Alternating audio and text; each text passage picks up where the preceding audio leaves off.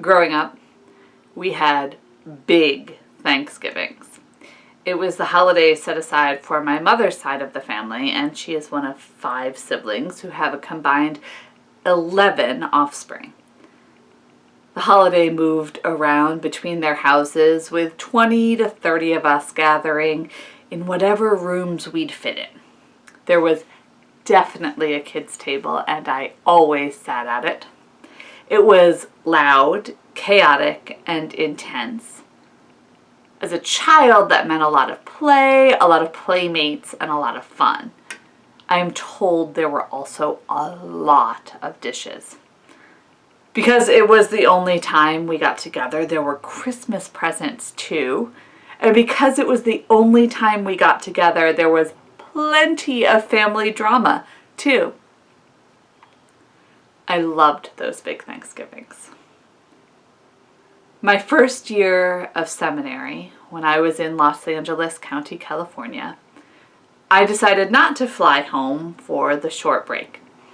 Instead, a dear friend from college, one also from the Northeast and also living in California, came down to be with me. The 2 of us stayed in pajamas all day, read for pleasure, and ate what we wanted when we wanted to. Because she was vegetarian, there was no turkey. I'm always happy to cook. She's always happy to clean up. And so we grazed on pies, side dishes, laughter, and books. That was the day that I learned that holidays don't have to be stressful. This year, many fewer people are going to have those big, loud, messy Thanksgivings. I hope this year more people will have surprisingly lovely, small, quiet, unstressful ones. However, there is a lot of real grief in being separated from those we love. This has already been a difficult year, and coming into the holiday season, it is especially difficult. When we stopped having in-person worship in March, I wasn't able to really believe that we'd have to do Easter from our homes. You may remember that we decided to just wait until we could be in person to do the Easter photo show. And on that basis, submissions are still being received. As time went on, I became aware that we weren't going to be back together before I went out on family leave and started to hope for homecoming. And now it's November, and we aren't having in-person worship again in 2020. And people are having to figure out how to celebrate Thanksgiving, Christmas, and New Year's over Zoom. Christmas planning for church involves a lot of pre-recording. The church's Advent wreath is staying upstairs this year, while the amazing Altar Guild made us at-home ones so that we can wait in hope together, but apart. And now it is Thanksgiving week. And giving thanks has gotten a lot more complicated than we'd like. I'm not sure that we identify with the leper who gave thanks, nor the lepers who didn't. As a society, at least, I think we feel like the lepers who weren't healed. The ones not in the story, the ones who didn't meet Jesus. Or perhaps in the metaphor of the Hebrew Bible lesson, it doesn't feel like we're living in the goodness of the promised land. The question is, are we still wandering in the desert? Are we still living in oppression in Egypt? Or have we lost the promise and we're living in exile? I think it might be the last. And the opening words of Psalm 137 have been resonating in me. By the rivers of Babylon, there we sat down, and there we wept when we remembered Zion. On the willows there we hung up our harps. For there our captors asked us for songs, and there our tormentors asked for mirth, saying, "Sing us one of the songs of Zion." How could we sing the Lord's song in a foreign land? How can we sing praises when things are so hard? How can we celebrate Thanksgiving when fear, death, and destruction surround us? Okay, I bet we can participate in Advent and name how much we need God and how much we are waiting for things to be better. But how can we celebrate Christmas, God's breaking into the world, when we're actually still in that yearning for things to be better?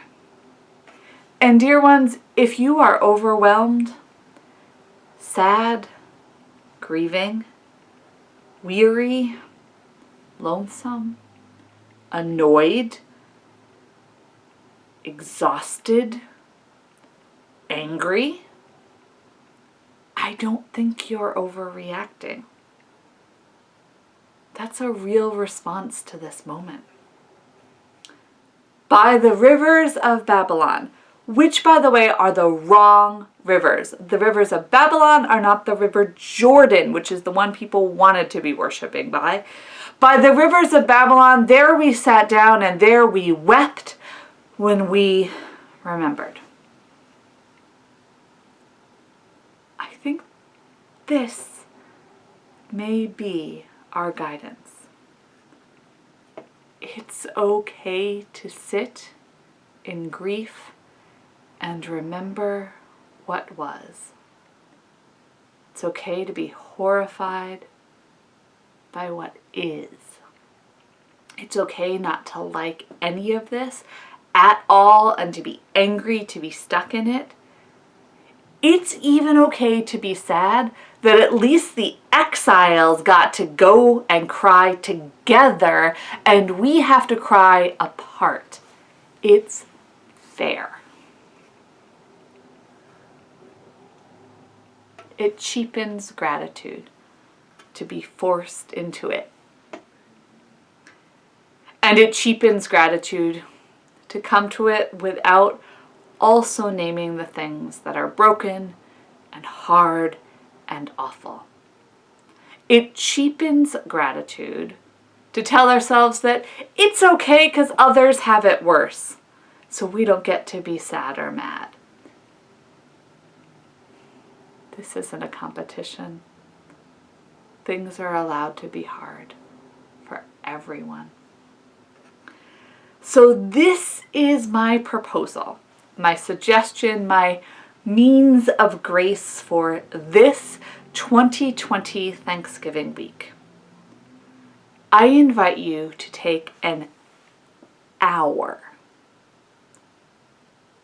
to be with your accumulated grief from this year. You might want to write it down as a long list, or journal it, or draw it, or paint it, or play it on the piano, or walk it out, or just sit with it. I want you to do this on or by Wednesday. If you can't get an hour, and some of you can't, take 6 minutes. If you complete an hour and you aren't done, give yourself more time. Be with your grief. Let it live and breathe and exist. I know that for some of us it's scary and it feels like we will break if we even start to let it out, but I promise you this, you won't. You are stronger than you think you are, and you are held up by the God of love. You wouldn't have made it this far otherwise. Then, and only then, I invite you to spend some time on Thanksgiving reflecting on what you are grateful for. Ideally, I would say give this an hour as well, but maybe only 6 minutes can be found, and maybe it takes all day. Don't skip this part either, though. Some of the things we are grateful for are sly, and if we don't look for them, we won't see them. This process won't work unless you can name your grief, but it also won't work if you only name your grief. I know and trust that God is with us, that God is still doing amazing things, that God is at work to make things better. But I don't believe in cheap grace. We can't pretend the heart away, and we can't keep pushing through it.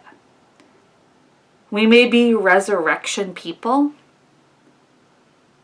but that requires acknowledging the things of death first.